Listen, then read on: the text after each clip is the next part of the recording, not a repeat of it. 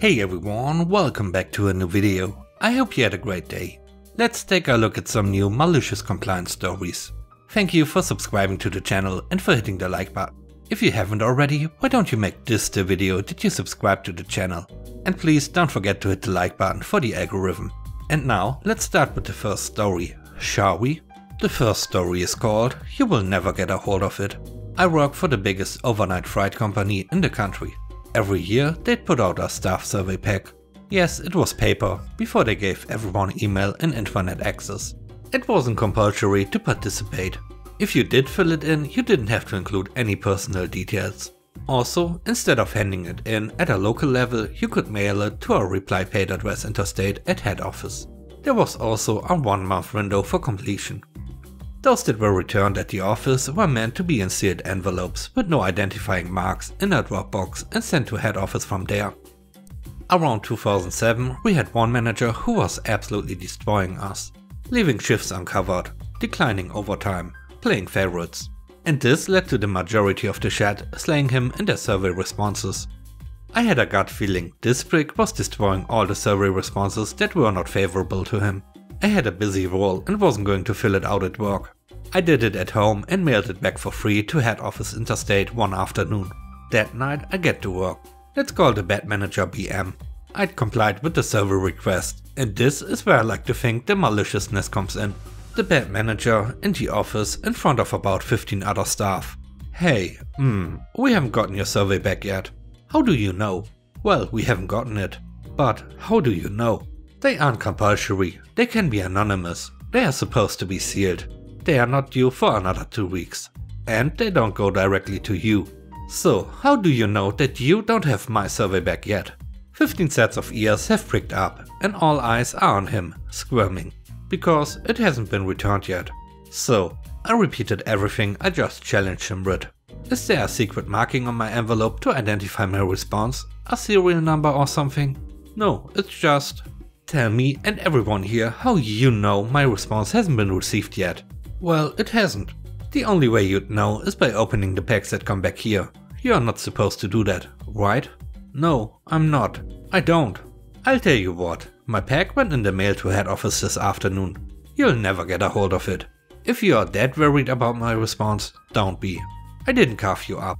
And it's pretty clear none of the carve-ups returned here are making it to head office anyway. 15 people were laughing their heads off now. BM leaves the room. He didn't get sacked, but he watched his step very carefully after that. I refused to complete any more surveys after that. I don't do the online version now. A few years later he tried to misquote me on a phone exchange and put me on a disciplinary warning. As all calls were recorded, I requested he get the tapes. He refused. We both knew he was lying and the tape would prove it. He got sacked in 2013. I now work at head office. The next story is called phone support. A few years back in 2018 I had decided to switch employers. I worked from home as a chat support specialist and eventually a supervisor for a major tech company. I had decided to switch to a small-time customer support agency that was just starting a new chat team. They had better pay and benefits because they only had a small number of employees compared to the former. The description of the position I was to be hired for was another salary-based supervisory role for their brand new chat team for the client. I'd basically be doing the same things as in my previous job, but also spearheading the small department, while simultaneously training other co-workers with zero experience in chat support. This was going extremely well and our client was ecstatic at the results of the new chat program. They had personally sent me an email over my progress. The company I left was and still is known worldwide to have the friendliest and most professional customer support out of any other company. And so it was easy to apply what I learned to this new position. After about 2 months of doing this, the person I directly reported to, the regional supervisor, was retiring. Our new regional came in and was friendly at first, but decided that he didn't want to waste his time on chat and directed me to phone support. Which was not in my job description, nor what I was hired for by any means. He cited that the client was unhappy with the results, which was in stark contrast to what they had told me directly. Even after forwarding him the email, he was still not doing anything about it. So I complied. It took just 2 days for the client to have reached out to me personally. After explaining to them the situation, they were livid. My new regional had lied to me about his contact with the client and had essentially ignored our client's attempt to contact him about this issue. I had continued to work in the supervisory role for phones until the first quality review of my employees came up. For both team leads and direct call center employees, this is where I review their interactions and grade them based on their strengths and weaknesses. Our regional wanted me to even include the chat support team, who were neither hired nor trained for phones. He refused to give them training. On every single employee who was hired for chat support, I had filed all of them as unable to be completed. And in my notations I included that this is not the position they were hired or trained for, and thus an analysis could not be accurately completed. And I sent this to both the regional manager and our client as well, since at this point I had a direct contact email. I was responded to the same day by whoever it is within our client who oversees all of the outsourcing. The only words I got back were, "We will deal with this." The client held a meeting the following week with my employers. I'm not sure what was said in that meeting, but word got back to everyone that the client had dropped us for breach of contract. Because this was a small office and our company's only client for several years, this was bad. After that, I and my team were offered a position within the company directly, doing the things we were hired to do. But it required us to move about 4 hours north, so unfortunately none of us decided to accept that offer. I collected unemployment until I found a new job. Now the company is out of business and is currently being sued by some other employees for unpaid wages.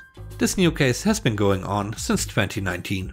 The third story is called How to Deal with a Bad Refund Policy.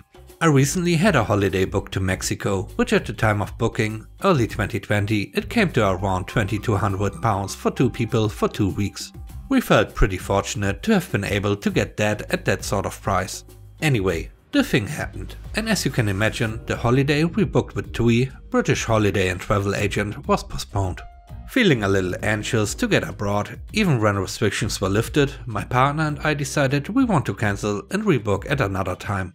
Truth be told, we could have also benefited quite a lot from having some of that money back. I called them to cancel after a rather lengthy hold to get through to them to be told, "Sorry, if you want to cancel you will lose 21 of the £2,200 that you paid. However, you can make a free of charge amendment and you or we will pay the difference, so if your new holiday is cheaper we will refund the difference." Okay, let me speak with my partner and see what we want to do. Malicious compliance begins. I have no interest in postponing my holiday, so I browsed the other destinations on the website. I phoned back the next day. "Hi, I'd like to make an amendment to my booking please." "Sure, no problem. Do you have a destination in mind?" "Yes, I found this rather appealing location in the Canary Islands, which also happens to be your cheapest holiday. Oh, and I want to amend it from 2 weeks to your minimum stay."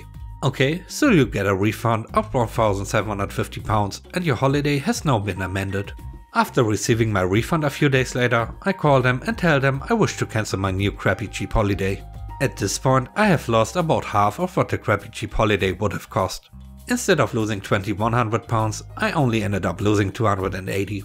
Granted, it's still not ideal to have lost out on £280, but it sure is better than losing most of what I paid. The last story is called Movie Review.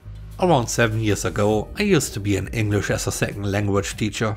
I taught in Australia. I'm from here and had students from all over the world. In Australia, the student visa is a bit of a cash cow where people want to work in Australia.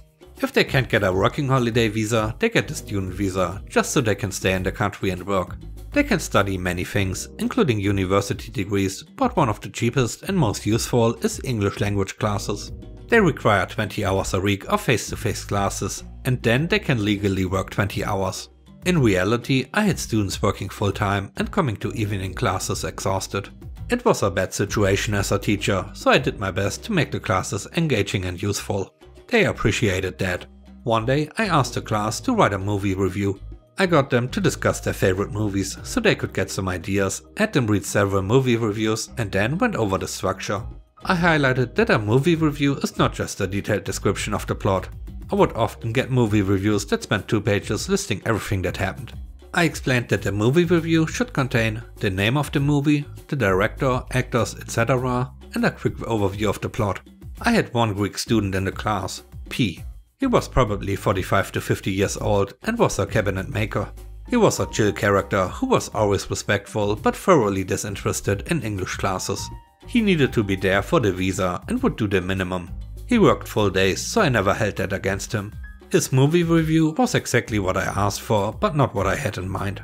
The movie is called Harry Potter and is something else. I don't remember the name. It was written by a woman.